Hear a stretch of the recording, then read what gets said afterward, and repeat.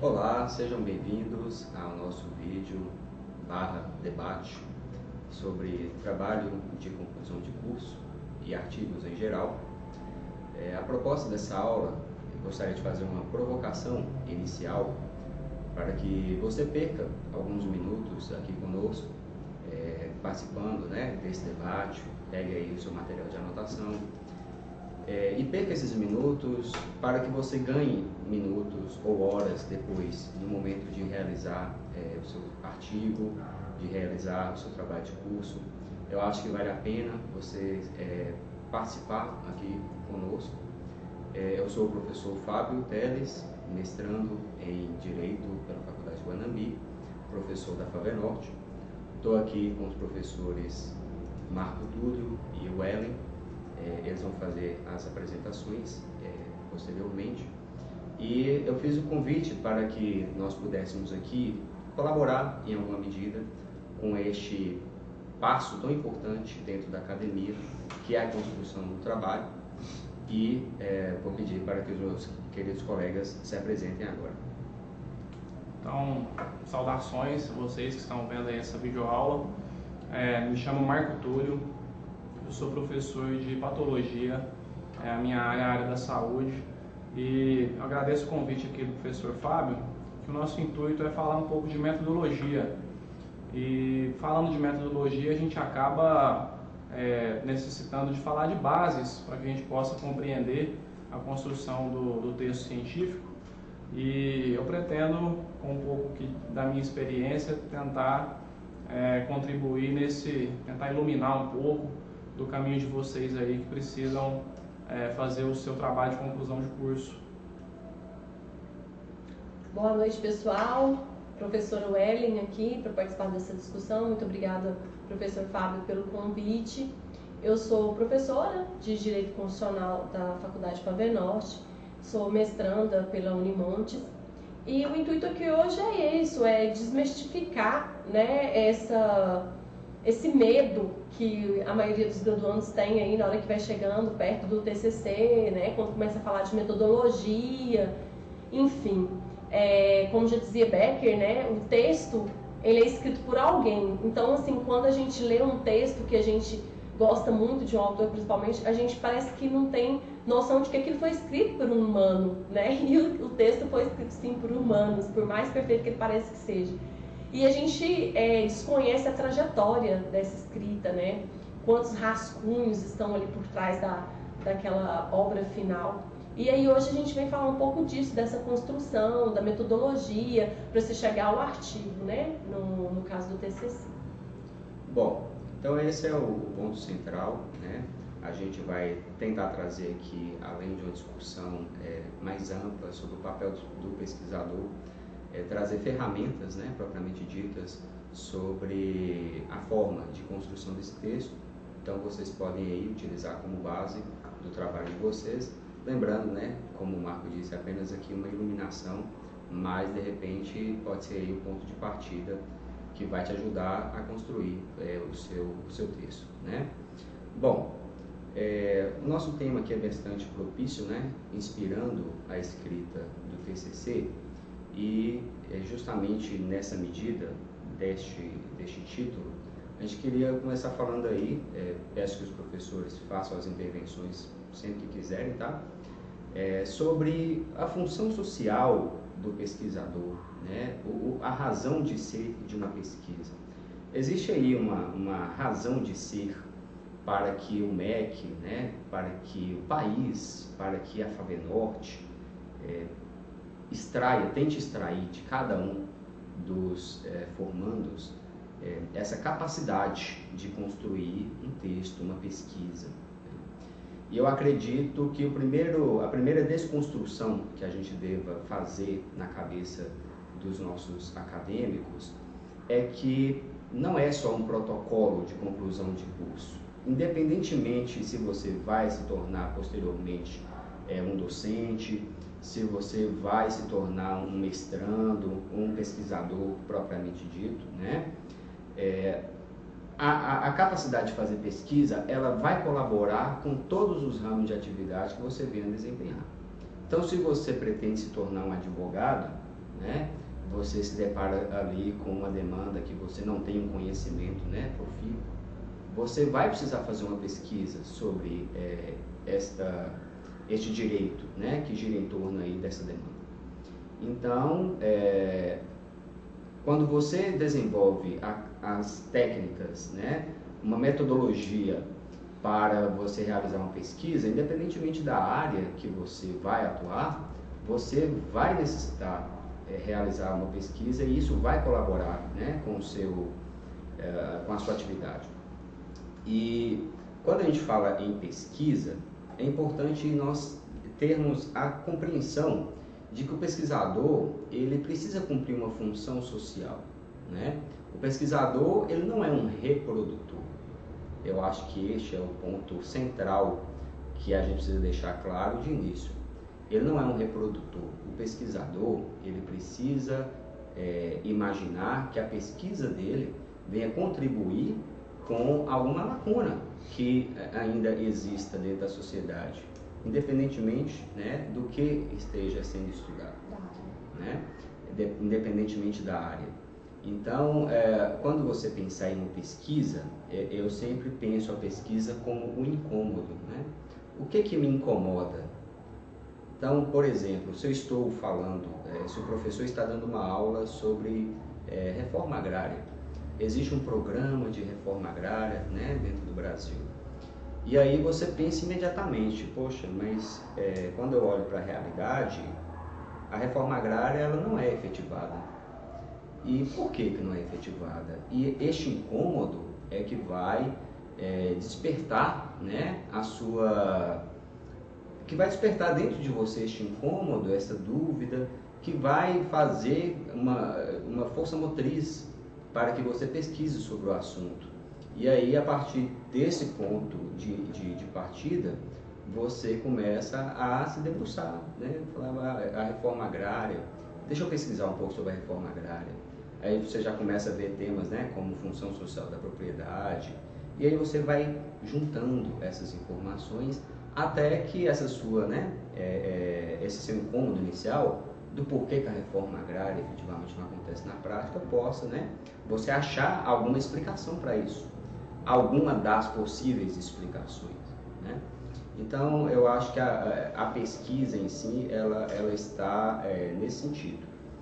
Fábio, assim, colocando de uma maneira bem resumida, acho que é no meu ponto de vista o que você quis dizer aí, acho que o ponto crucial de uma pesquisa é você definir o problema de pesquisa, né? Uhum. Então, assim, se você está se propondo a desenvolver um estudo, qual o motivo disso? Tá certo que todo mundo aqui precisa fazer um TCC, mas o motivo do TCC é uma outra história. A gente precisa aqui agora saber o seguinte: o TCC é um trabalho científico? Se ele é um trabalho científico, o que eu posso contribuir em termos de discussão de uma ciência para resolver um problema da própria ciência? Será que existe ali que a gente chama de lacuna, um gap, né?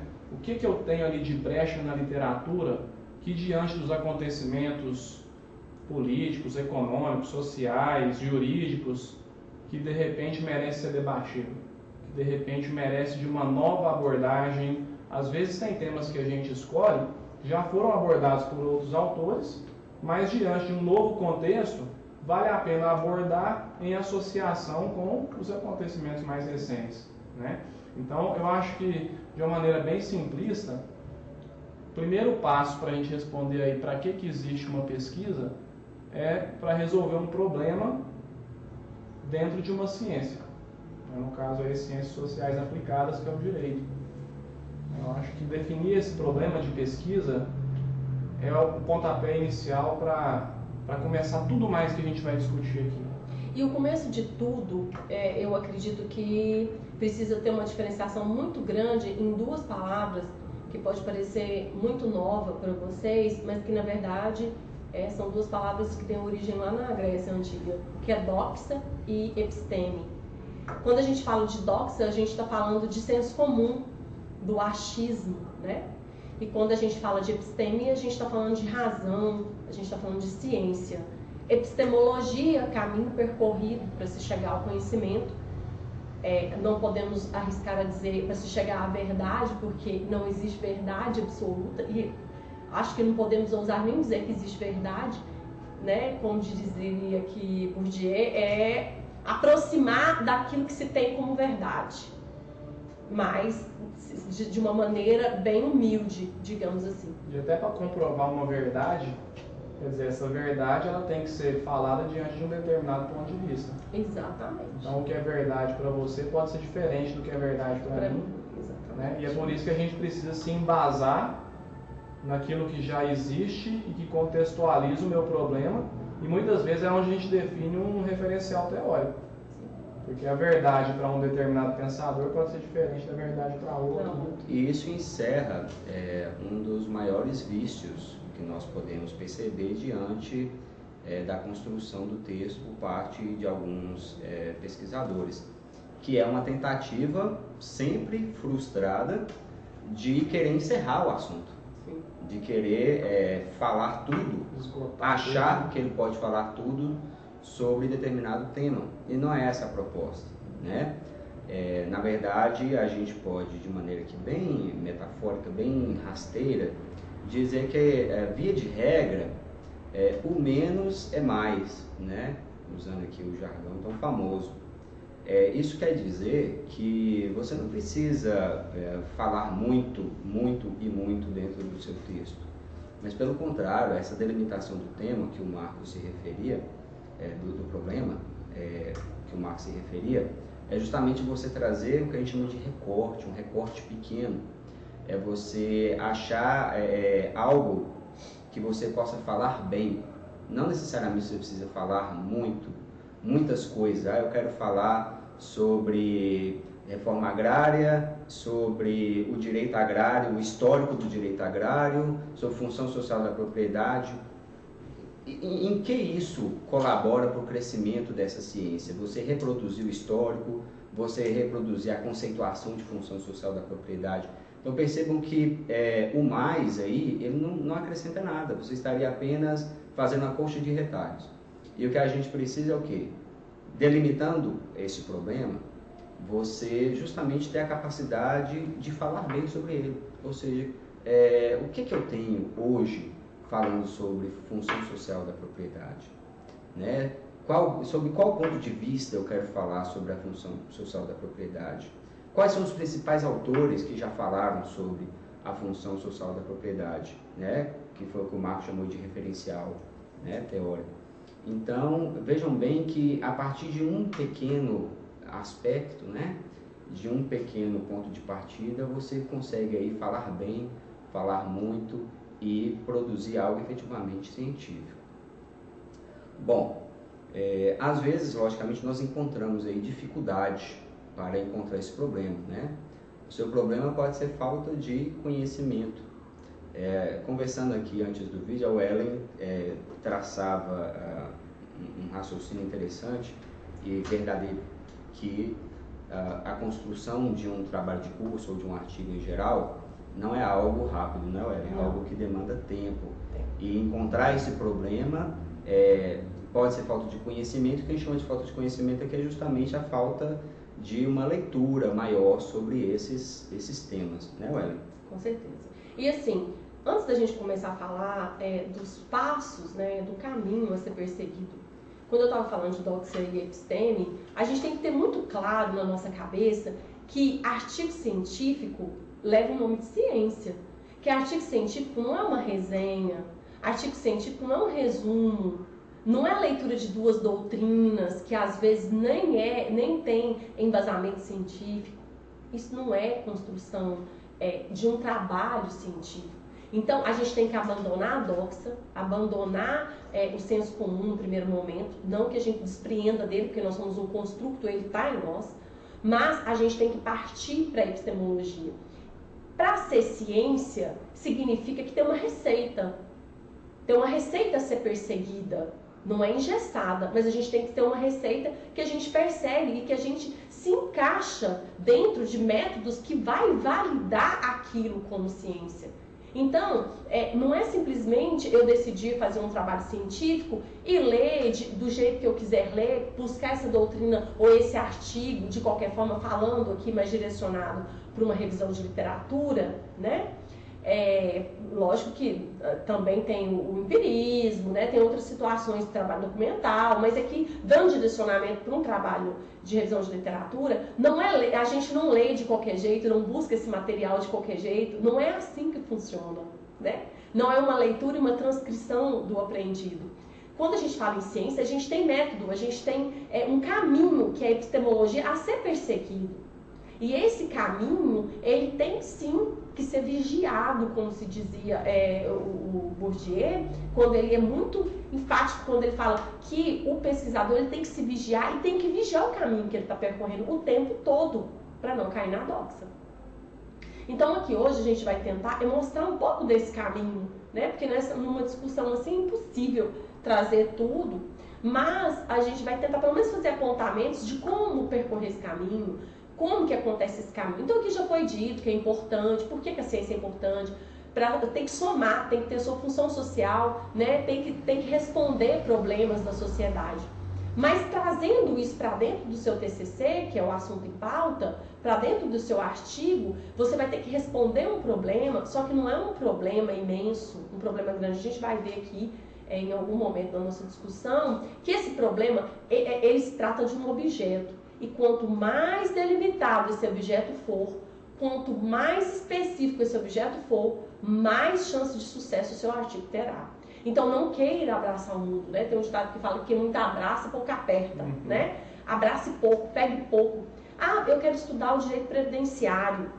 Tá, o que é dentro do direito previdenciário? O regime geral? O regime próprio? O regime complementar? O regime geral. Dentro do geral, qual é o ator que você quer estudar? Nós temos 6 atores dentro do regime geral. Ah, eu quero estudar o empregado doméstico. Ótimo. Mas você quer estudar o empregado doméstico desde quando? Ah, desde o começo da existência dele, professora? Não. É muito ambicioso. Você tem que fazer um recorte. Eu diria que desde a Constituição de 88 já está muito para um TCC. Eu acredito que o recorte teria que ser menor, menos anos, 3, 4 anos para cá.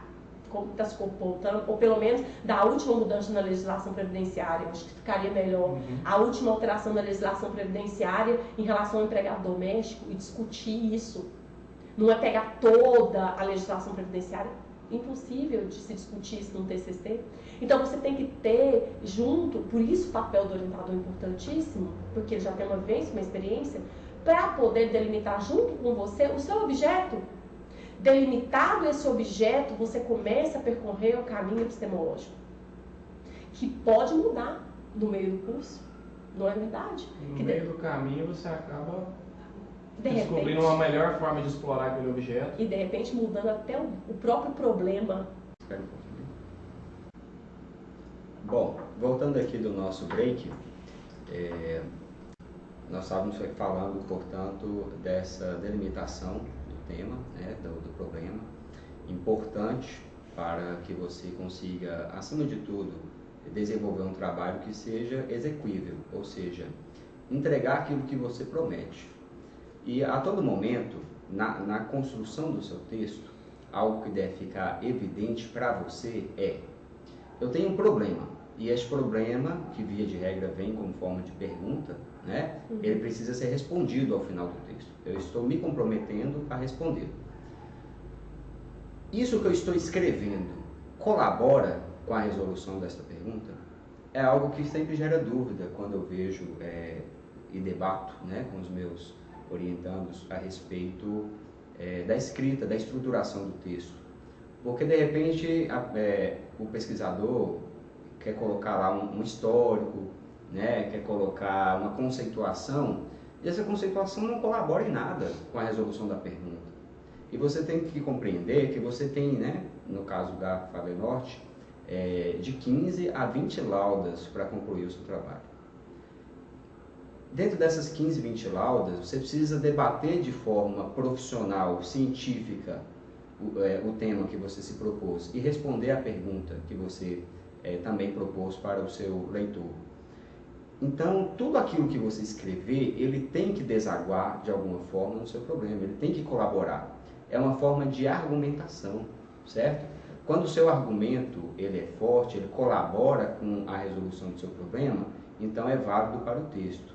Então não adianta você jogar conceituações, traços históricos que sejam relevantes para o argumento. Você tem que convencer o seu leitor de que o seu ponto de vista colabora em alguma coisa com essa construção científica que você está fazendo, né? E você tem que perceber também que se você estiver diante de uma banca que vai analisar o seu texto, a banca, além de analisar o que você disse, ela acaba procurando o que você não disse. Dentro do texto. Dentro do texto. Você percebe o perigo que você corre de não acompanhar uma metodologia? Porque ele vai fazer o seguinte, ó, lá em cima ele me prometeu algo, ele me prometeu responder esta pergunta. Ele gastou aqui 2, 3, 4 parágrafos falando de um histórico que não colabora em nada, não argumenta sobre nada do que ele propôs, né? Então, assim, cadê? Ele vai procurar o que você disse e vai procurar o que você não disse, né? Outro ponto chave... Só um parênteses. Ele vai ficar perseguindo a sua resposta o tempo todo, né? Exatamente. A sua resposta no texto. Então, assim, pegue o seu problema, coloca numa mochila virtual e coloca nas suas costas para você não esquecer dele em momento algum. Isso. Leve ele incorporado com você para o tempo todo. Você está tentando responder o seu problema e não ir para caminhos que de repente não vai levar essa resposta. E exatamente cada linha que você escreva, você pense, isso colabora com o meu argumento, com a finalidade do texto? Se você sentir que não colabora, pode descartar, porque efetivamente é descartável, né? Por mais bonito que seja. Por mais bonito que seja. Outro ponto-chave, espero que vocês compreendam, vou tentar falar aqui de maneira bem categórica, que eu comentei com a Ellen e ela também concordou comigo, e o Marco também. E o Marco pode até discorrer bem sobre isso também. A sua bibliografia, os autores que você escolher para falar, eles que devem acompanhar a sua metodologia. E não a sua metodologia que deve acompanhar os autores. Porque às vezes você está lendo ali um textinho, achou o texto bacana, esse tema aqui é interessante, e aí você começa a falar aleatoriamente sobre aquilo ali, e depois você vai ter um problema metodológico para poder encaixar, ou seja, sob que ponto de vista que eu estou fazendo isso aqui. Então, o raciocínio é justamente o contrário. A partir do momento que você encontrou este problema que nós estamos tanto batendo aqui e definiu, portanto, o tema que você vai abraçar, né, curto, execuível, você vai definir para o seu leitor como que você vai chegar na resposta. Esta é a metodologia. Gente, eu vou chegar na resolução deste problema a partir desse passo a passo. Isso é sua metodologia. E aí, os autores que você vai ler têm que colaborar com essa sua metodologia. Então, você vai encaixar eles dentro da sua metodologia e não o contrário. Você lê alguma coisa e depois ficar com problema de desenvolver a metodologia. Então, percebam que efetivamente estabelecer uma metodologia perfeita e tentar seguir aqui as ferramentas que nós vamos propor é uma forma de catalisar mesmo a construção do seu trabalho. Esse slide está aparecendo para eles, Marco, do Rúdio aí? Eles estão acompanhando conosco os slides? Porque fica mais fácil também da gente ir dando direcionamento aqui.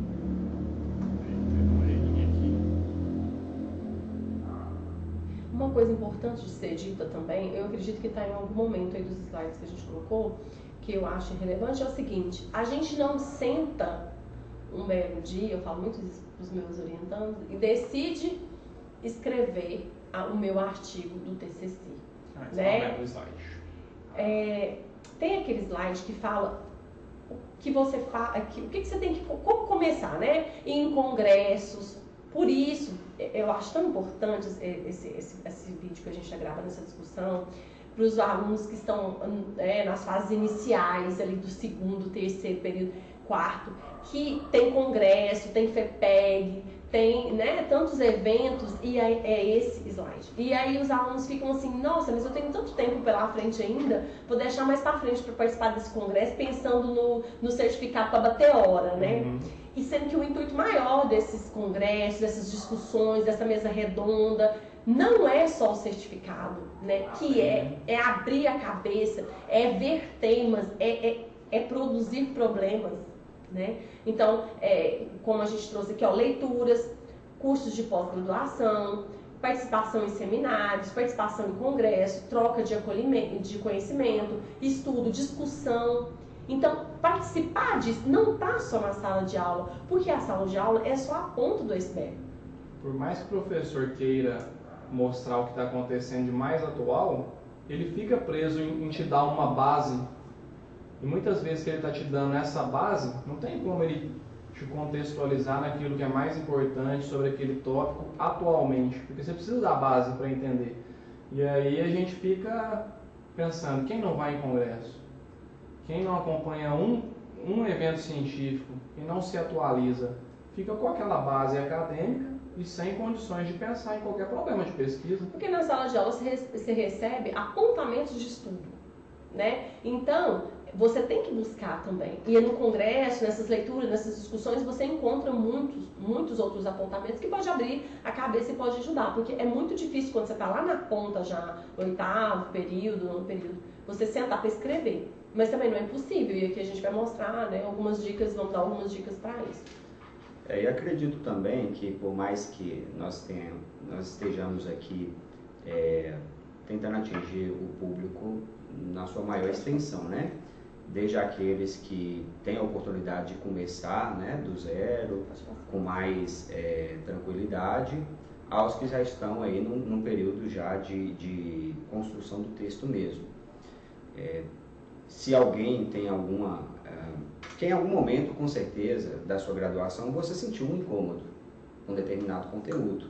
Aquele que gerou uma polêmica na sala e, acima de tudo, que gerou uma polêmica para você mesmo, né? Como eu disse, o professor está explicando sobre a reforma agrária. Aí você pensa, mas a reforma agrária não é cumprida, porque isso me incomoda.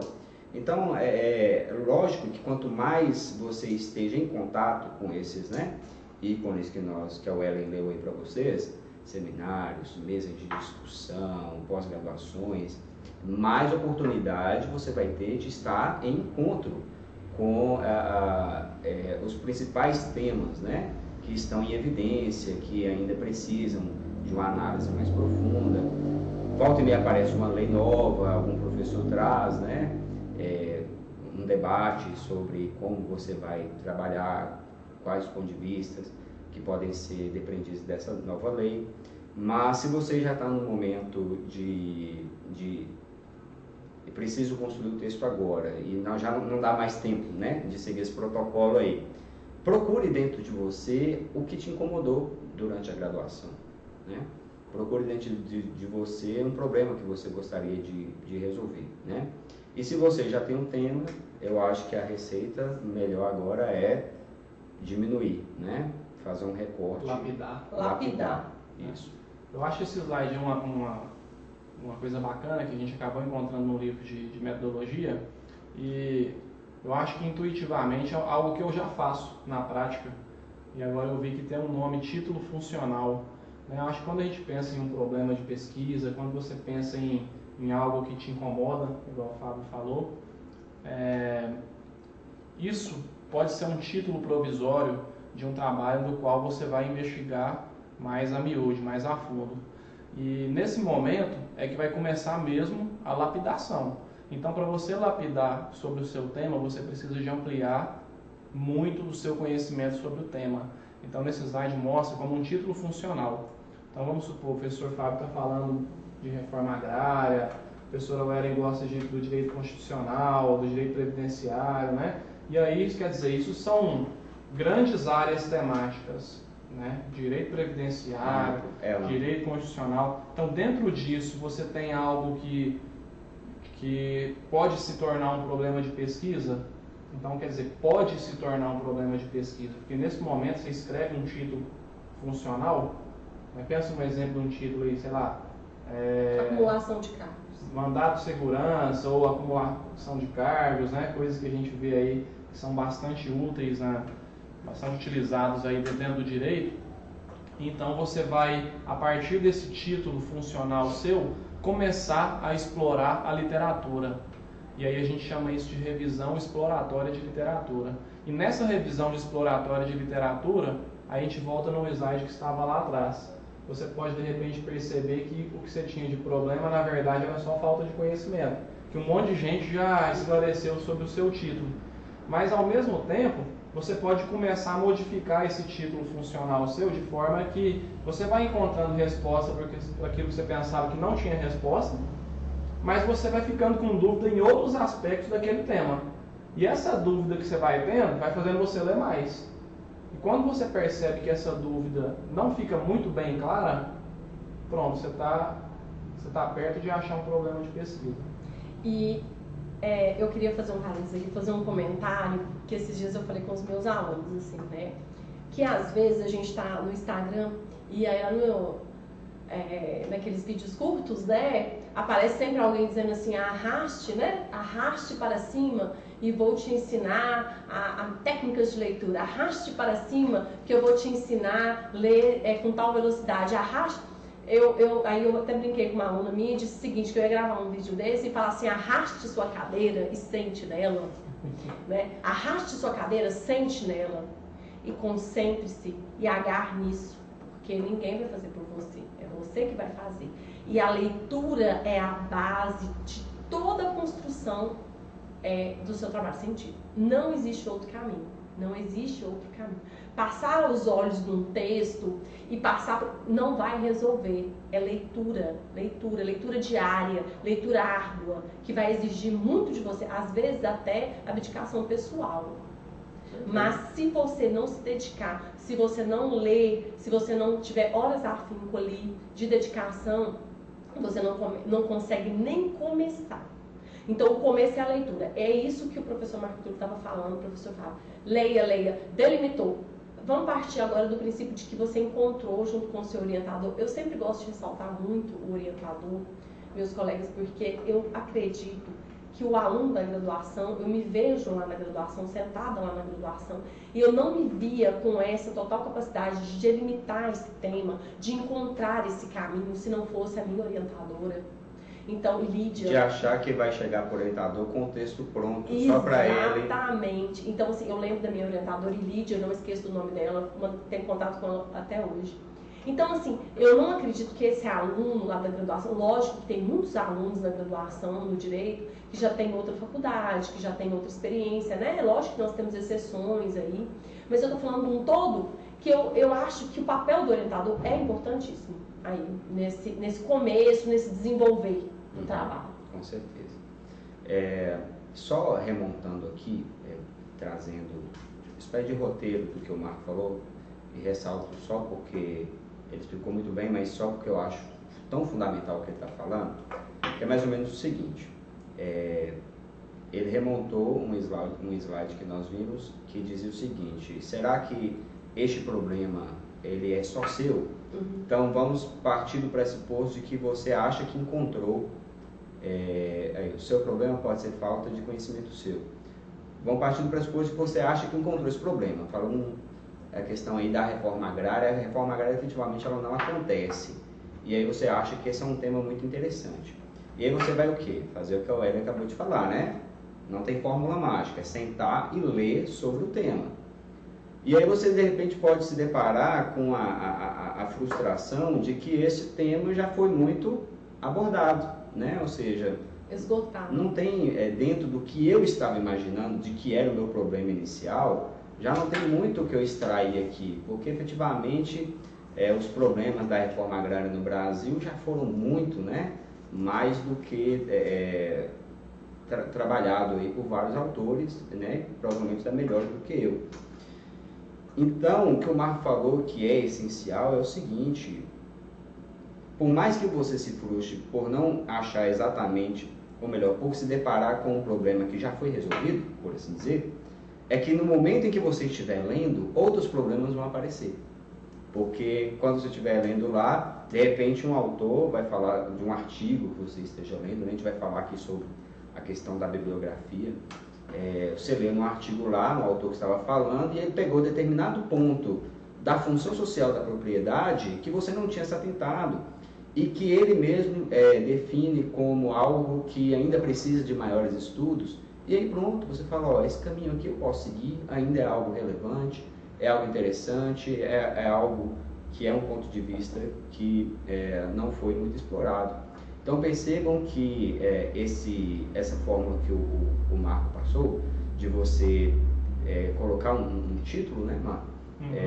E dar esse pontapé inicial de um estudo a partir de um problema que te incomode, você, em algum momento, você vai acabar desaguando em um problema interessante e vai ter condições de fazer um trabalho muito bom, tá? Esse slide está na tela, né? Uhum.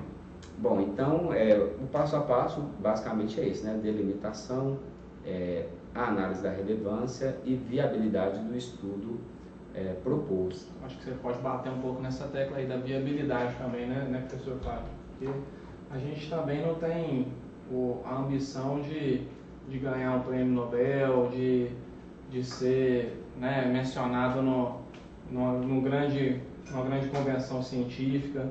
A gente está contribuindo com um pedacinho de caco de vidro num grande espelho que foi quebrado, que é a ciência. Então a gente vai lá e coloca um caquinho de vidro.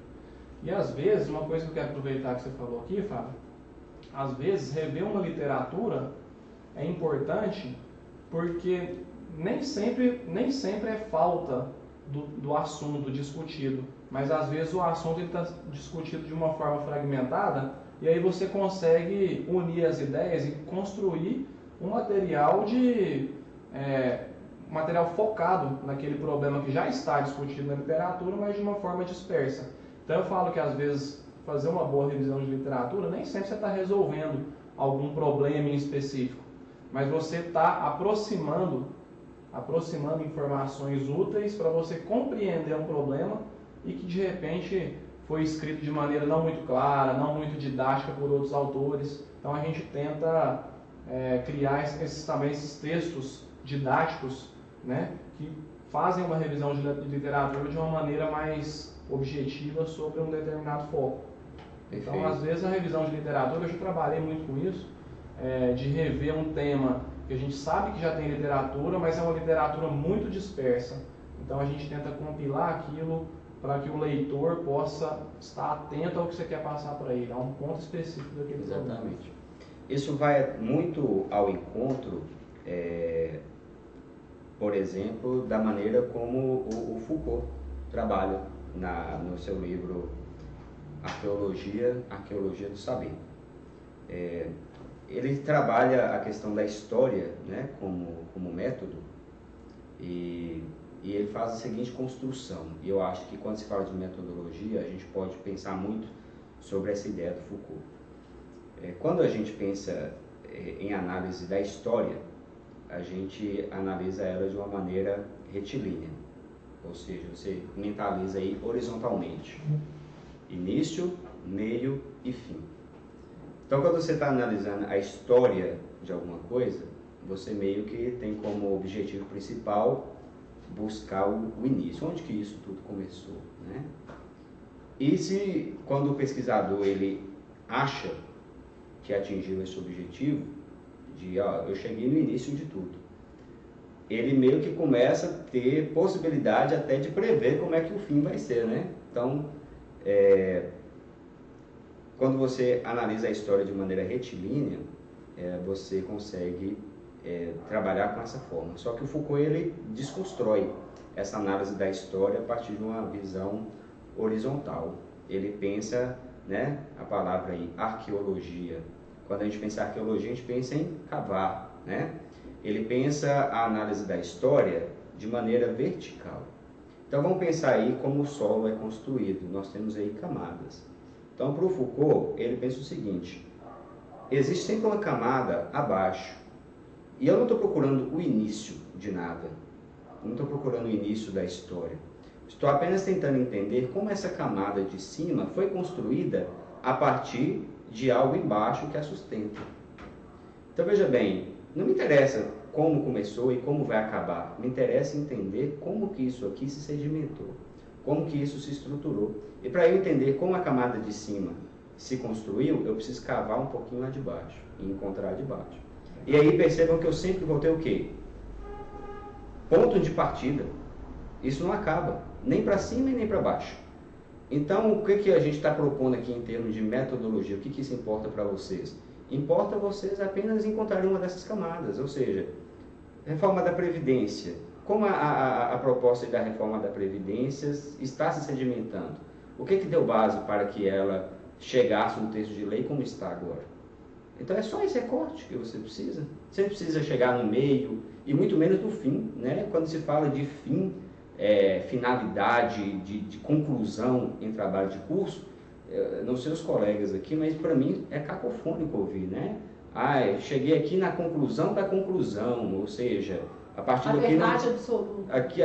A partir daqui não tem mais nada para ser estudado. Não é a pretensão do pesquisador, é apenas encontrar uma camada. E tomar muito cuidado também com palavras como vou buscar analisar minuciosamente, vou buscar esgotar todas as premissas. É ser muito ambicioso, tentar não romantizar o texto, né? Se você estiver falando de algum ator político, por exemplo, né? Quando a gente vê muito isso em trabalhos que trazem atores políticos à tona, e você fala, porque o fulano de tal foi extremamente caprichoso, extremamente... Como que você chegou a essa conclusão, dessa extremidade dessa pessoa para quem você trouxe para o texto? Quando você diz...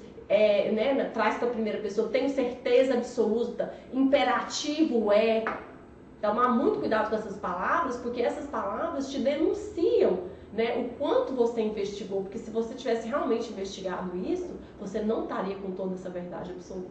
Exatamente. Né? Até no momento de justificar o seu texto, né, o tema é relevantíssimo, isso. O tema deve ser estudado, né?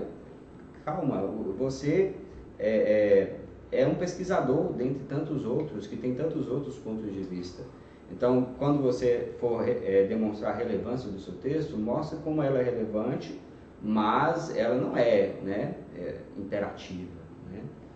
Então, o primeiro passo, por assim dizer, acho que conclui bem o que o Ellen está falando aqui, é basicamente a questão da humildade do pesquisador. Humildade. Essas palavras assim, conclui-se, com certeza, é possível ver que de fato é isso que acontece, então a gente evita bastante.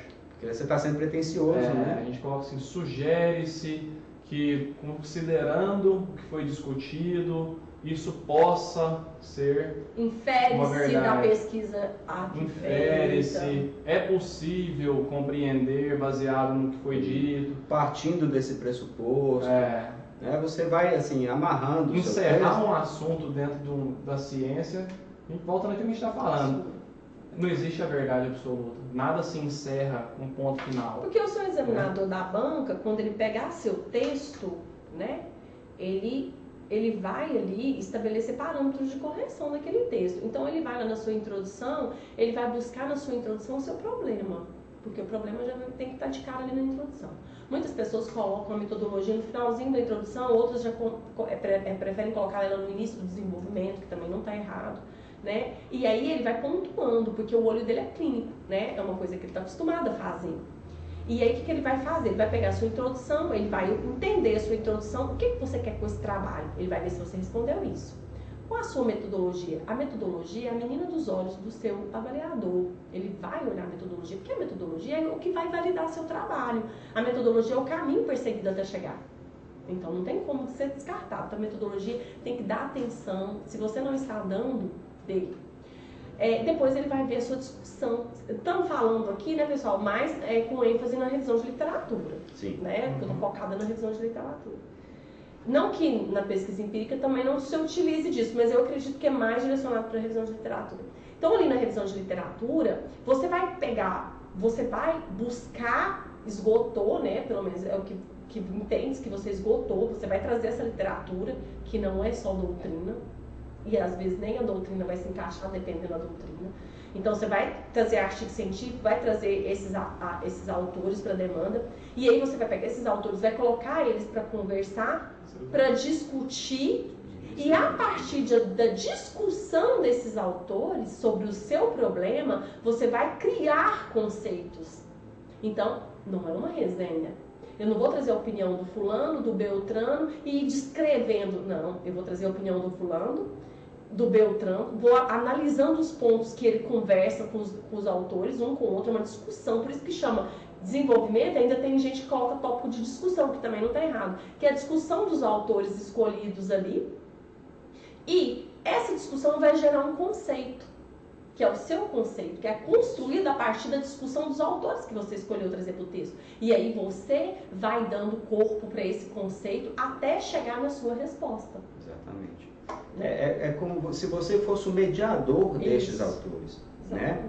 E um outro problema que a gente identifica muito nos trabalhos é a conclusão do raciocínio, tá? A partir da citação do autor. Ou seja, você deixou para o autor concluir o raciocínio que você começou. E assim, lógico que o autor ele que dá base ao seu texto, mas nós estamos procurando não o autor, porque senão eu li o autor. Exatamente. Eu estou procurando a sua opinião. O que você está afirmando, por que a citação desse autor está colaborando com a sua ideia do texto.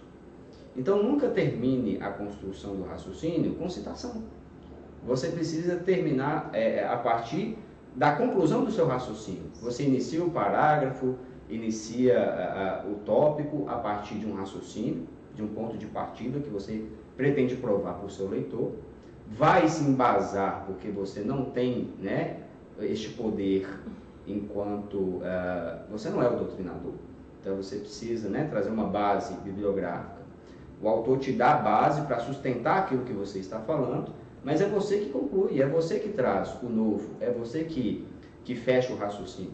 Então tome cuidado no momento de construir o texto para não finalizar o seu raciocínio com a ideia de outra pessoa, porque a ideia de outra pessoa todo mundo já tem. A gente precisa da sua.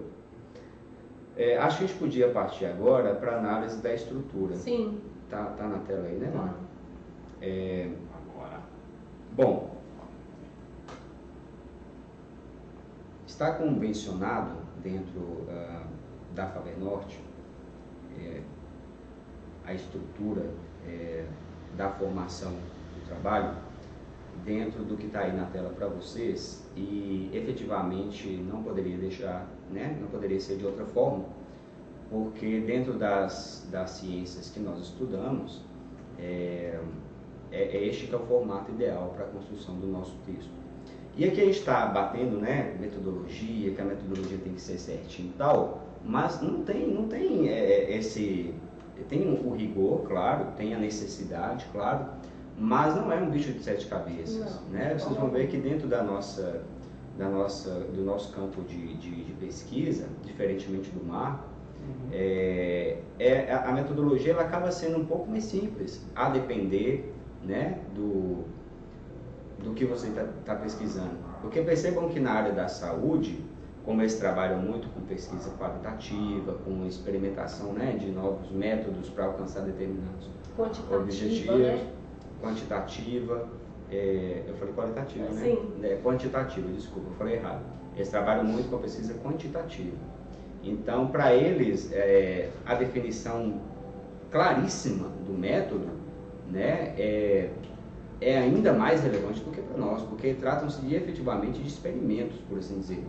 Estou falando bobagem, não é, Marco? Não, a gente trabalha bastante, por exemplo, porque a gente vai voltar naquele ponto de novo, né? A nível de um trabalho de conclusão de curso, a gente precisa pensar na viabilidade de desenvolver aquela pesquisa.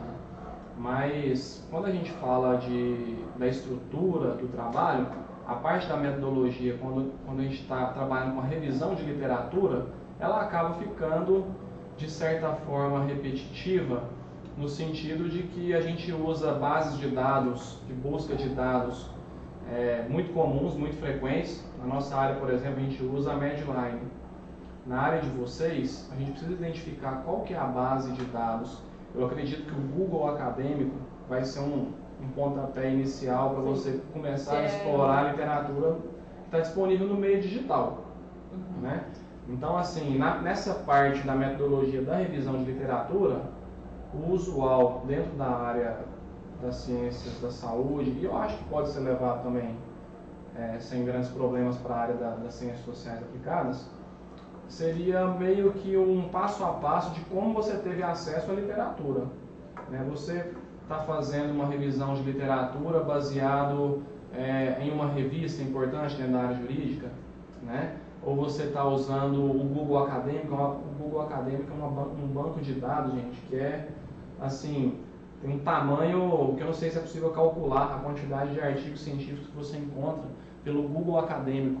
Hoje, se você coloca lá no Google assim, Google Acadêmico ou Google Scholar, ele vai abrir uma abazinha específica, onde você, ao clicar nessa aba, ele abre um outro ambiente de pesquisa que você encontra somente artigos científicos ali. Então, você vai eliminar Wikipédia, blog, elimina isso tudo. Então, ele vai para artigos científicos. Nem sei se eu podia falar isso, mas tudo bem. E aí, por exemplo, uma outra base de dados que eu acredito que dentro da área das ciências sociais também pode ajudar é a base chamada Cielo. Sim. A base Cielo, a base, o próprio Google Scholar, né? E eu não sei se tem... eu acho que uma base interessante para vocês usarem também pode ser a base da CAPES, periódicos CAPES. Porque lá dentro dos trabalhos nacionais, muita coisa. Tá tudo lá praticamente, né? E aí, assim, à medida que você vai fazendo aquilo que a gente chamou de revisão exploratória da literatura, você vai inevitavelmente começar a encontrar com referências que vão se repetindo. Os autores que vão discutir o direito agrário ou o direito previdenciário, eles vão começar a fazer citações repetitivas de um determinado autor ali que é clássico dentro desse tema, por exemplo. Esse autor, você precisa de usar ele também, né? Quando você identifica um trabalho clássico, e esses trabalhos geralmente eles vão estar na introdução dos artigos científicos, que é aquela apresentação sobre aquilo que vai se abordar, né? Onde o problema se situa. Então você vai encontrar esses autores clássicos. E aí, geralmente, esses trabalhos clássicos, eles não são fáceis de encontrar nas bases de dados virtuais. E aí você precisa recorrer talvez a uma biblioteca, né? Mas eu acredito que, com base no que está disponível digitalmente, é possível a gente construir 90% de todos os TCCs que vocês quiserem, todos os temas que vocês quiserem, né? E aí, nessa parte da metodologia, você vai descrever como que você utilizou até mesmo a base de dados digital. Então, por exemplo, eu quero pesquisar sobre... Vamos falar alguma outra coisa do direito aí? Direito agrário, previdenciário... Contratual. Direito contratual. Aí eu quero pesquisar alguma coisa do direito contratual. Beleza, direito contratual é grande. Eu quero procurar alguma lacunazinha lá dentro desse direito contratual. Esses microempreendedores entram nisso? Ou estou falando alguma besteira? Entra também. Entra também, Vocês me perdoam, tá, gente? Eu estou tentando ajudar metodologicamente.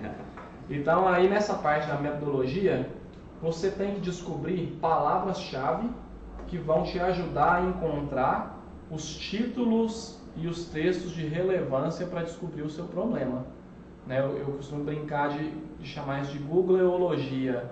Quer dizer, você faz a pergunta para o Google, ele te responde, mas você tem que fazer a pergunta certa. Então, quais as palavras-chave que se encaixam no seu tema? Você delimitou um problema, tem que ter palavras-chave. Poxa, então direito contratual é uma coisa que eu quero ver. Quero ver aqui as maneiras com que esses contratos são executados. Então, algumas palavras-chave que você colocar dentro do Google vai te ajudar a direcionar e encontrar as referências principais.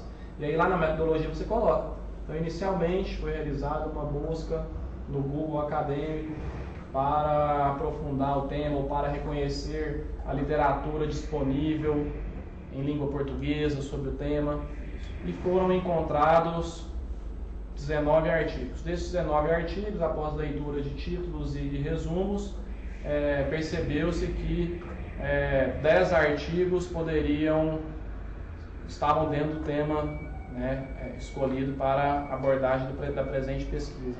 Então, nessa parte da metodologia, a gente tenta colocar para o leitor como que você chegou naquela literatura. Porque senão a gente volta àquilo que o professor Aurélio falou no começo. Eu fiz uma revisão de literatura, mas eu escolhi esse livro aqui, eu escolhi esse artigo aqui e eu escolhi esse. Mas na literatura tinha 30. Aí não é revisão. Isso é uma revisão de literatura, é muito subjetivo. Fica um olhômetro, né? Apesar da revisão de literatura aceitar uma certa subjetividade, a tendência hoje na ciência, principalmente na ciência da saúde, isso está indo muito para a área das sociais. Eu acho que seria muito bem visto dentro de um TCC se tivesse uma delimitação bem precisa de como que os artigos foram encontrados. Eu acho que isso seria bem visto, né? Foram utilizadas essas palavras e a partir da seleção desse universo de trabalhos encontrados, incluiu-se nessa pesquisa 10 artigos. E por buscas manuais nas referências desses 10 artigos foram encontrados referenciais teóricos que são repetitivamente, né, citados dentro dos autores e que são bases para compreender o assunto. E olha que interessante como isso dá fidedignidade para o seu trabalho. O que o Marco está falando é o seguinte: se o avaliador da sua banca fizer o mesmo procedimento que você, inegavelmente ele vai chegar no mesmo ponto. Então ele não vai poder falar que a sua pesquisa não é científica. Ou ele vai chegar muito próximo. Ou muito próximo. Né? Peraí, eu consegui ver que eu fiz a pesquisa dentro das mesmas condições que a metodologia propôs e eu cheguei efetivamente nos 10 artigos. E a partir desses 10 artigos, o autor colocou os pontos de vista que ele achava interessante. Então, percebam que o método aí obedeceu, né? Ficou certinho. Eu poderia dar outro exemplo aqui, por exemplo, eu me proponho a falar sobre o direito dos animais. Como as prefeituras do norte de Minas trabalham com o direito animal. Existe legislação? Não existe? Aí você vai precisar colocar o que na sua pesquisa? Que você entrou no Google, pesquisou o que? Os portais, né? Quais portais pesquisa, né, que você entrou? Isso, os portais de transparência, das prefeituras, e que nessa sua pesquisa, através dos portais de transparência, digitando, por exemplo, as tags cachorros ou animais, direito a animais, saíram um número X de leis em cada uma dessas prefeituras. Então, pronto, você já fez ali o levantamento do que você precisa para analisar. Então, nada pode cair de paraquedas no seu texto. De repente, você não falou como você chegou e de repente você começa a falar de uma lei dos animais. Tá? De onde que veio essa lei? A primeira pergunta que quem está vendo o seu texto vai fazer, tá? De onde veio isso aqui? Não, ele explicou lá na metodologia que a partir de uma pesquisa no portal de transparência, ele digitou tal palavra e saiu a lei correspondente. Eu gostaria de fazer um lembrete aqui também, porque acredito que vai nos assistir não só alunos que já estão lá na ponta, né, que já tiveram aula de metodologia, mas às vezes alunos que estão começando agora, enfim. Quando a gente fala de revisão de literatura, a gente não está colocando dentro da revisão de literatura os documentos, né? Então, documentos, lei, legislação, jurisprudência, isso é documento, é uma análise documental. Então, qual é a diferença da análise bibliográfica para a análise documental? A análise documental é fonte primária, é o seu olhar sobre o documento dando interpretação a ele. A análise bibliográfica é a análise secundária. Já é alguém que deu um olhar em cima do objeto e está te dando respostas. Então é diferente. Então lá na sua metodologia, se você está analisando, como a maioria eu acredito que sim, vai estar analisando lei, né? Tem que colocar que a análise documental pautada na legislação também, isso é importante ser dito.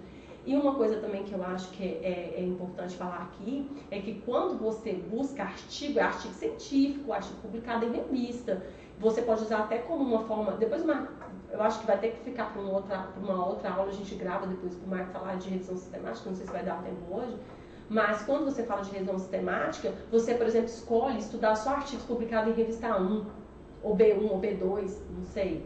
Aí, só que você tem que ter uma coisa em mente, que você está analisando artigo científico publicado em periódico.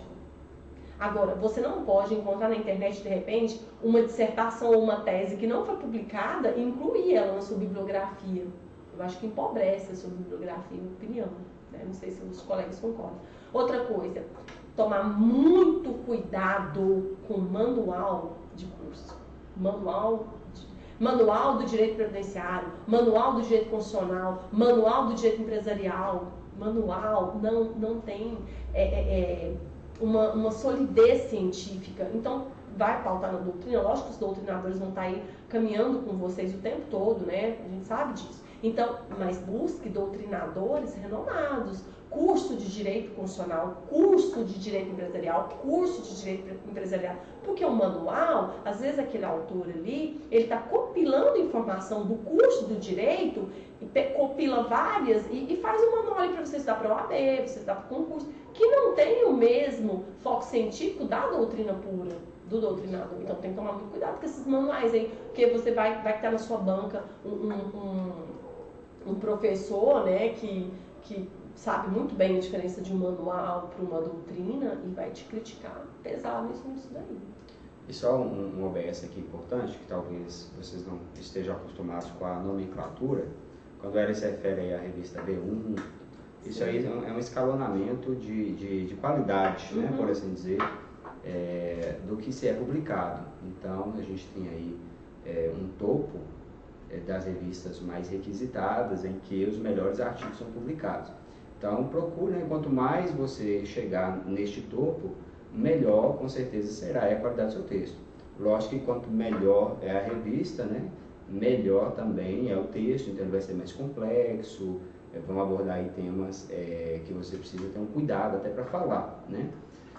E aproveitar nessa fala sua, para encontrar esses trabalhos, você vai entrar no Google, coloca assim, Qualis Capes. Aí ele vai entrar numa plataforma chamada Plataforma Sucupira. Nessa plataforma Sucupira, você pode clicar lá, área de avaliação, direito. E aí você coloca a qualidade. Você pode começar com a qualidade A1, que seria a mais melhor avaliada. Sim. E aí você vai ter uma lista de revistas que são as melhores avaliadas pela CAPES. Então, se você quiser, pelo nome da revista, entrar no site da revista e buscar dentro dos arquivos da própria revista artigos que vão ter a ver com o seu tema, é também uma maneira metodológica de selecionar artigos. Então você pode, por exemplo, identifiquei as revistas de maior qualidade segundo a avaliação CAPES, as revistas de Qualis A1, e dentro da base de acesso, né, de cada uma dessas revistas foram procurados periódicos utilizando as palavras-chave. Aí você vai colocar aquelas palavras-chave que você já identificou alguns artigos, dentro dos próprios artigos que você já fez aquela busca no Google acadêmico, embaixo de resumo de todo o artigo tem palavra-chave. Então aquela palavra-chave é uma colinha para você, porque é uma forma de você encontrar o artigo que te interessa. Você vai escolhendo essas palavras-chave. Então você acha revistas, você pode, dentro da sua metodologia, optar por fazer busca dentro de algumas revistas que dentro do título dessa própria revista, por exemplo, tem revista de direito previdenciário. Então ali seria um local interessante para você procurar debates sobre o direito previdenciário, né? Eu acho que a gente propôs fazer essa discussão aqui, a gente está avançando de uma forma bem legal, porque a gente está mostrando como delimitar o tema, né? Quer dizer, a importância, na verdade, de delimitar esse tema, como a gente começa a vasculhar a literatura, algumas formas de vasculhar essa literatura, e a gente começou a falar um pouco desse cuidado para a TCC. Eu vou tentar fazer uma pergunta assim para a gente ir mais para o TCC. O que seria uma metodologia dentro do direito plausível para se fazer um TCC? Então, assim, aquilo que seria o mais comum e algumas um pouquinho só mais ousadas para a gente conseguir fazer um bom TCC. O que seria, na opinião de vocês? Eu acho que, assim, como ponto de partida apenas, eu acho que essa construção que você acabou de fazer é tão relevante porque acaba tirando um anseio de quem está começando a escrever, principalmente, que é mais ou menos assim: por onde eu começo a falar desse tema que eu me propus. Eu acho que o maior desespero é esse, por onde começar. E quando você faz aí uma varredura dentro do molde que o Marco colocou, você já tem o quê? Uma peneira, né? Que você já delimitou. Porque o intuito de quem trabalha em direito é assim, eu vou começar lá de Platão e Aristóteles. E aí, quando você acabar de falar do Platão, já não dá mais tempo nem de falar do Aristóteles, já acabou 20 páginas. Então eu acho que o primeiro passo aí é essa peneira. Aí eu queria que a Web desse a contribuição dela e já falando também um pouco sobre a própria questão do cuidado com o plágio na hora de estar analisando esses conteúdos. Mas espera aí, voltando ali, a revisão de literatura é uma proposta, sem dúvida, a melhor no nível de TCC, né? Não, eu não ouso a dizer que a revisão de literatura seja a melhor. Eu acho que eu não tenho condições de responder isso, não. Se é a melhor, porque eu acho que dentro de um trabalho científico ainda ninguém se ousou dizer, não, a revisão é melhor do que o trabalho empírico, não, eu acho que a melhor resposta para isso é o seguinte: em que momento que você está começando a escrever o seu TCC? Aí eu te jogo a pergunta. Se você falar para mim assim que você tem de um ano e meio para escrever seu TCC, com tranquilidade, até uma pesquisa empírica cabe, por que não? Você vai passar na plataforma, vai pedir autorização, né, o seu orientador ali caminhando com você, uma pesquisa empírica muito relevante. Agora, se você falar para mim que você tá para entregar o TCC, aí eu já acho que a revisão de literatura pode ser mais, vai se acomodar melhor no seu tempo.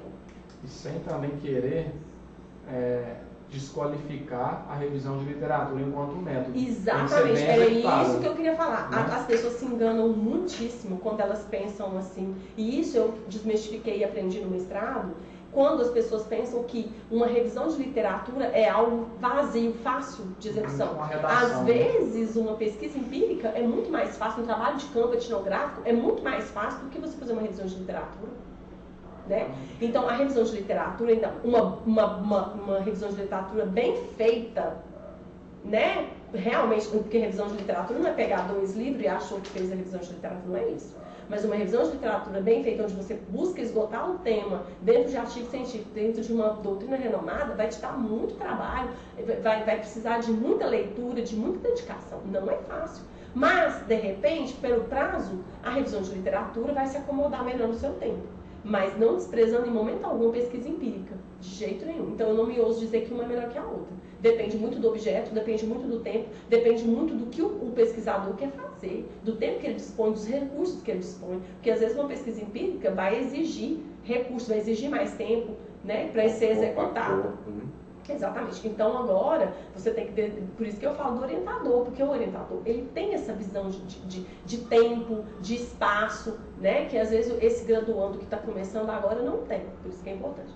Agora falando, Fábio pedindo para falar um pouco aí do plágio, gente, o plágio invalida seu trabalho, né? O plágio, ele é tentador. Eu não sei vocês, colegas, eu já me senti tentada em copiar aquela frase inteira, porque eu queria que ela fosse minha, eu queria me apossar dela. Porque tem autores assim que a gente lê, ainda mais no direito, que tem uns caras que escrevem assim, né, maravilhosamente bem. Mas só, né? só um OBS interessante. Faz parte né, do profissional. Porque, não sei se você concorda, mas na minha visão, o plágio não doloso é o mais perigoso. É o mais perigoso. Porque aquilo que você não percebe que você está fazendo. Exatamente. É o que vai invalidar o seu trabalho. E invalida mesmo. E sem dizer que você pode ser denunciado e crime. É crime, né? Então, assim, tem que tomar muito cuidado com o plágio. Você chamar Bourdieu de novo. É vigiar o seu texto, é se vigiar, é não se apaixonar pelo seu objeto e achar que você tem direito de colocar nele as suas opiniões, a sua doxia, o seu senso comum. Então você tem que se vigiar o tempo todo. É uma construção. E quando você termina um artigo, você não mais será aquele graduando que o começou. Você também estará transformado por ele. Porque você vai percorrer um caminho que vai te modificar. Isso é muito bom. Então, assim, falando do plágio, tomar muito cuidado com o plágio. O plágio é algo Se você apaixonou pelas palavras do autor que você está estudando, então faça uma citação direta. Então, outra coisa, toma muito cuidado com citação direta, porque o seu artigo não pode ser construído em cima de citação direta. Todo parágrafo tem uma citação direta, todo parágrafo tem uma citação direta. Não dá, não pode, tá? Isso está mostrando que você está, mais uma vez, trazendo para o seu leitor a opinião do autor que você está estudando e não a sua. Você tem que ter em mente o tempo todo que você tem que responder um problema proposto por você e que você trouxe autores para discutir com você. E dessa discussão você vai formalizar um conceito que é diferente do que eles trouxeram. Pode ir até numa mesma linha de raciocínio, mas não é o deles, é o seu. Bom, eles dão base para o que você falou, eles não falam por você. Exatamente. E aí é muito interessante que, antes de ir aqui para a estrutura para finalizar, eu queria falar o seguinte, que você, quando você está falando, o autor, mas eu li aqui que o autor é a favor disso na reforma trabalhista. Mas você tem que ler, entender e reproduzir com a sua fala, não trazer a fala dele para o texto. Só se for algo muito relevante para você fazer uma citação direta. Bom, aqui, eles estão vendo esse slide? Ali na estrutura textual, nessas estruturas textuais ali, introdução, desenvolvimento e conclusão. Né? Eu queria falar só um pouquinho, que é o seguinte, não tem uma receita de bolo. Né? Não tem uma receita de bolo que fala, escreva 4 linhas, pula uma linha, escreva... Não tem. Né? Isso é muito de cada um, é subjetivo. Mas você, geralmente, é como eu gosto de escrever, ali na introdução eu já lanço o meu problema, não é abrir um tópico para o problema não, no decorrer da introdução eu já coloco o meu problema, já vou mostrando o meu problema ali. Já conto para o meu leitor o que eu vou falar, sobre o que eu vou falar. De repente, ali mesmo, eu já coloco a importância do meu artigo, por que eu escolhi esse tema, justificativa. Então, o problema é justificativa, colocar na introdução, tranquilo. Essa introdução não pode ser muito longa, eu acredito no máximo 2 páginas. Se conseguir resumir em 1 e meia, melhor ainda. E quando você vai para a discussão, o que é o desenvolvimento, você pode abrir subtópicos nesse desenvolvimento, né? E aí... Acho que até que deve, acho que deve, porque vai orientando a leitura do autor. A leitura, né, do seu, para quem se destina ao artigo. E aí, nesse desenvolvimento dessa discussão, você vai trazer a sua pesquisa, é ali que a mágica acontece. Então, você vai colocar esses autores para discutir, esses autores para conversar, e você mediando a discussão deles e construindo os seus conceitos ali dentro. O tempo todo. Muito cuidado para referenciar tudo certinho, aí vai lá para as normas da BNT e olha como que referencia isso. E vai conduzindo a leitura e sempre conduzindo o seu leitor para chegar na sua hipótese, para chegar na sua resposta. Né? E aí quando você finaliza ali esse desenvolvimento, você chega na conclusão, aí é o que o professor Marco Túlio falou. Lá na conclusão, que muitos colocam, além de conclusão, tem outra forma de escrever também, considerações finais, que também não está errado. Ali na conclusão ou considerações finais, você vai conduzir o seu leitor para o seu conceito formado, aquele que você veio transcrevendo, que você veio discutindo, que você veio mediando lá no seu desenvolvimento. Aí lá na conclusão você traz as respostas. Por isso que ali na conclusão não cabe você referenciar, não cabe você trazer alguém para concluir com você, porque a conclusão é sua, é o novo construído, é o seu construto, né? Ali naquele momento. Então eu acho que basicamente é isso, eu acho que dá para ter uma ideia legal, espero ter ajudado de alguma forma, professor. Não, perfeitamente. O professor Marco quer complementar alguma coisa? Não, eu acho que essa mesa redonda que a gente fez aqui, né, virtual, ela vem mais para dar um norte, né, dar uma orientação sobre como que você vai começar, como que você pode, de repente, lapidar um pouco aquilo que você já começou, né? E parece que a resposta é muito simples, né? Eu acho que a resposta é leitura, ver artigos que já tem publicado sobre o tema, né? O Fábio e o Hélio, quando eu estou fazendo um trabalho, assim, eu gosto muito de desenhar uma espécie de esqueleto também do trabalho. Então, isso que a gente está falando de introdução, né, o desenvolvimento e a conclusão, é uma estrutura formal de como você vai escrever o seu trabalho, né, escrever todos os dados que você encontrou, mas, principalmente no desenvolvimento, às vezes o orientador, ele tem condições de começar a prever junto com aquele aluno, né, com aquele estudante, pontos que ele precisa passar. Fala assim, ó, durante o seu desenvolvimento você precisa passar por esses pontos aqui, linkar de alguma forma esses pontos aqui, porque dentro do problema que você escolheu, é inevitável de abordar eles. Então, até mesmo na hora de você escolher os artigos que você está lendo, tenta achar alguma coisa que durante a sua discussão passa por esses pontos. Então, você constrói como se fosse um esqueleto, né, discutindo pontos. Na introdução, você pode colocar um pouco desse esqueleto. Então, conceituar o direito agrário, a gente fala bastante, conceituar o direito previdenciário, qual que é a lei mãe que tem dele, né? O que é aquilo mais importante. Numa introdução, você dá essa... Isso. O esqueleto é esse. Realmente. Introdução, você é o conceito. Daqui a pouco, você, nesse esqueleto, o seu problema. E, de certa forma, até chegar no seu problema, alguma coisa da literatura que faz o leitor sentir também o seu problema. Parece que o seu leitor começa a acreditar que o seu problema existe mesmo, nesse comecinho de literatura. E aí, durante o desenvolvimento, você vai fazendo aquilo que o professor Fábio abordou bastante, né? Que é colocar as ideias que já existem, e em cima das ideias que já existem, você pode tirar uma interpretação. Não é muito bacana você sair terminando todas as suas conclusões com alguma coisa que algum autor já fez, né? Que já está referenciado. E no comecinho do desenvolvimento, ele pode começar também, eu gosto de fazer isso nos meus textos, começar falando da metodologia, né, Marco Túlio? Você já começa a mostrar como o caminho que você percorreu para chegar no que você vai discutir também, legal. São coisas, são assim, opções, são de certa forma opções, mas que vão dando coerência para o texto. Exatamente. Então, durante a introdução, se você coloca uma hipótese, que seria o quê? Uma possibilidade, né, de onde que esse problema vai dar, aquilo que você imagina que seja uma possível resposta mediante o que se tem na literatura, uma hipótese. Quando você coloca o objetivo da presente revisão de literatura, então foi discutir sobre alguma parte do direito, né? Agora aquele tópico específico do direito.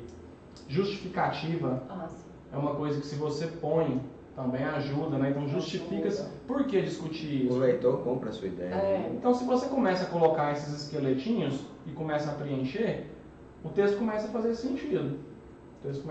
Mas não tem como ser construído sem a leitura. Então agora o pano de fundo de tudo isso é ter delimitado o seu problema.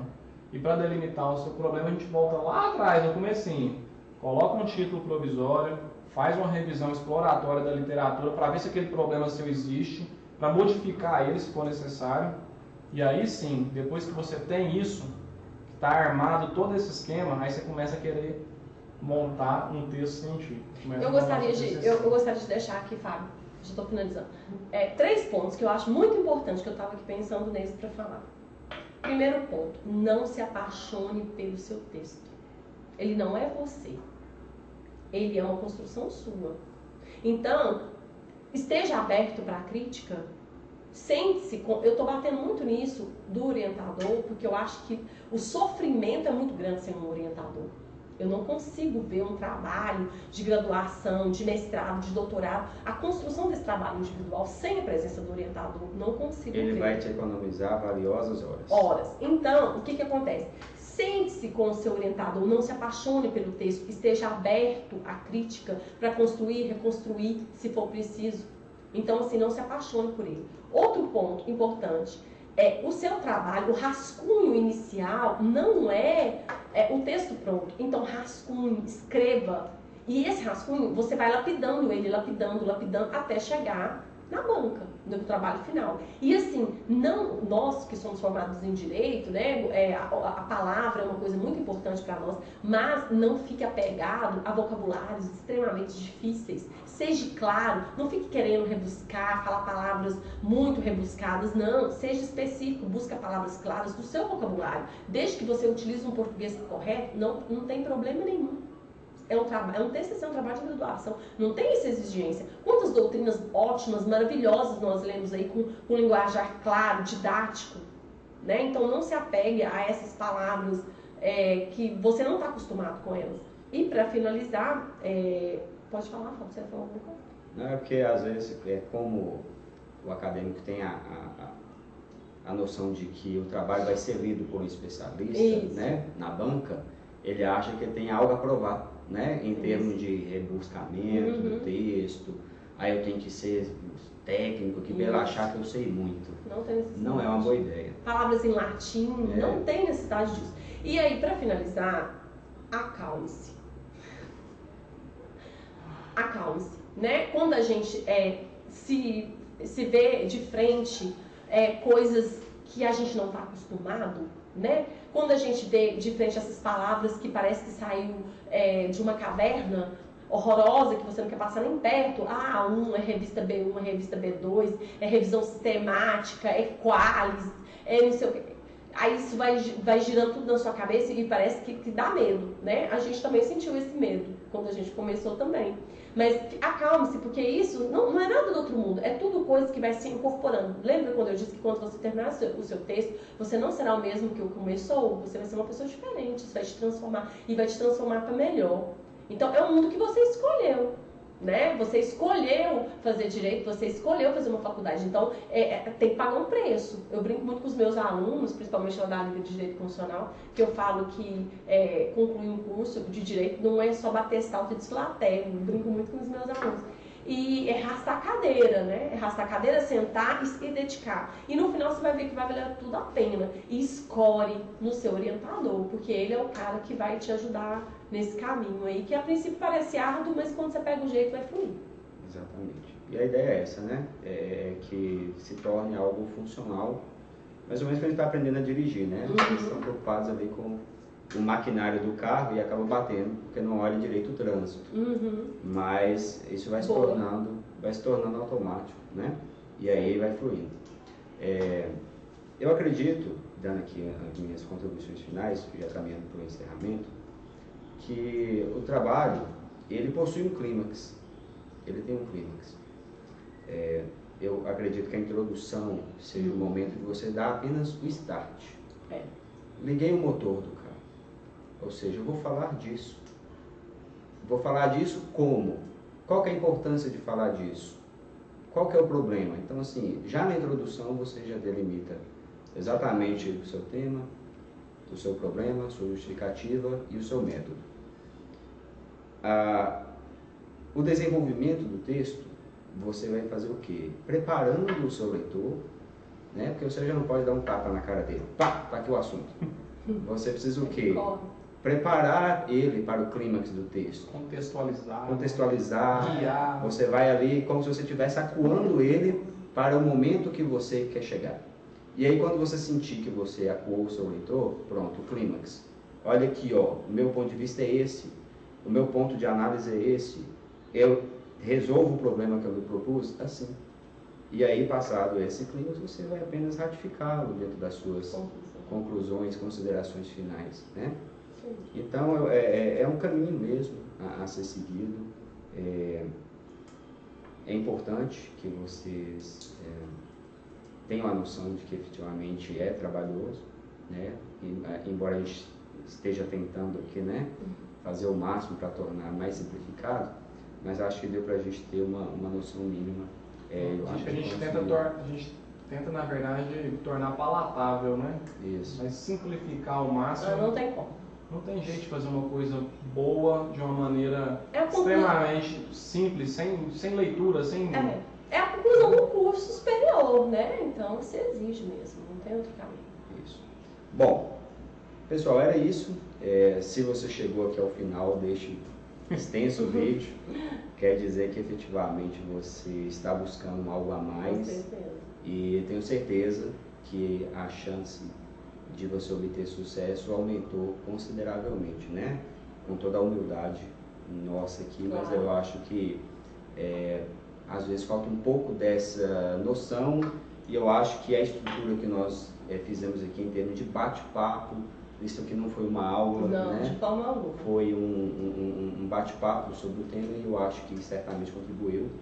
Por isso, deixo aqui meus grandes agradecimentos aos colegas, ao Ellen, que está lá comigo todo dia, na FABENorte, ao Marco, que somou bastante para a gente na Liga Acadêmica e é uma pessoa maravilhosa que eu tive o prazer de conhecer e espero que vocês... Igualmente. Que bom, então. A Liga nos traz boas surpresas, né? Que bom. Com certeza. Então espero que vocês tenham gostado, tá?